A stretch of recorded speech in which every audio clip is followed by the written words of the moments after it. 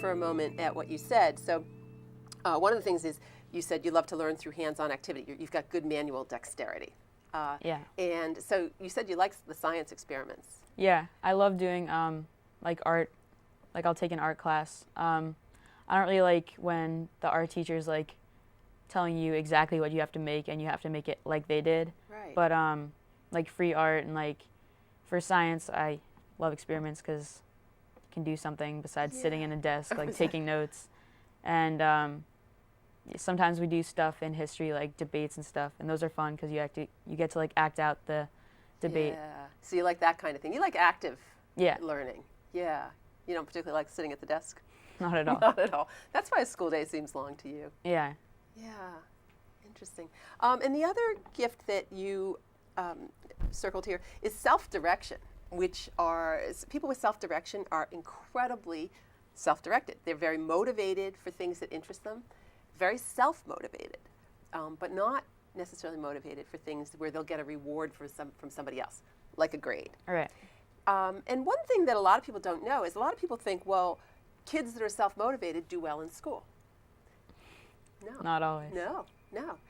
Because grades are not self-motivation. Grades are a reward, right? Or there's somebody else's opinion for doing it someone else's way, the way they tell you have to. All right? So people like yourself often don't do well in school because you say, hey, I love science, I love the debates, I like writing this particular way. I'll do those things, they interest me. It's not that you don't want to learn, Right.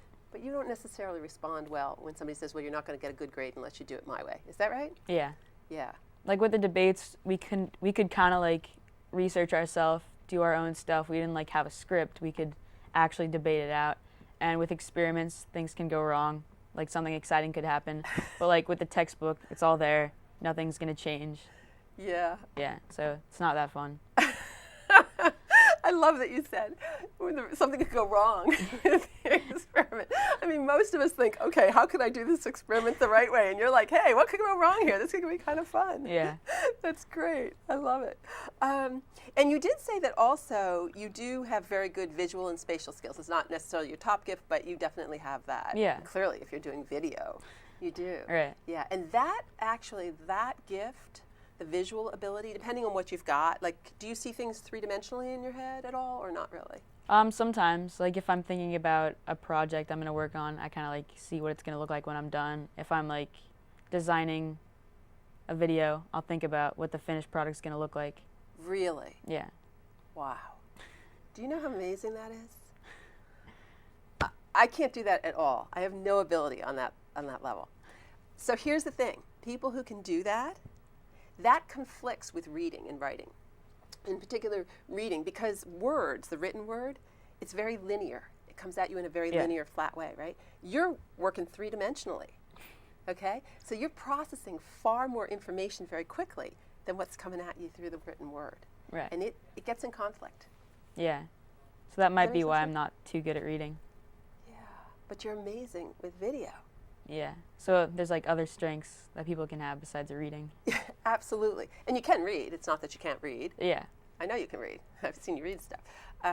So that's the thing. Like, one of the things I'd love for you to take away from our conversation is that the fact that you may not do as well in English in reading or in writing means nothing about how gifted you are, how smart you are, how well you're going to do in life. Yeah. Okay, and that's really important to remember, because what you're going to hear all around you for the next 4 or 5 years is how important the grades are and how important, like, certain colleges are and all of that, and how important it is to fit into the mold. Okay, and what you want to remember is that it's actually your gifts that are in conflict with what's being asked of you.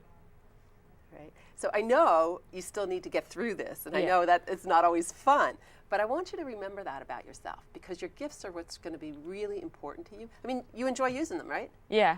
You Like do? I enjoy doing video work and sports and stuff. School, I don't enjoy, but it's not one of my strengths, so. Okay.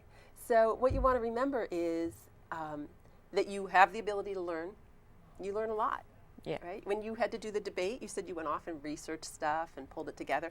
Okay, so you're able to learn. Right. You're interested in a lot of things. So remember that.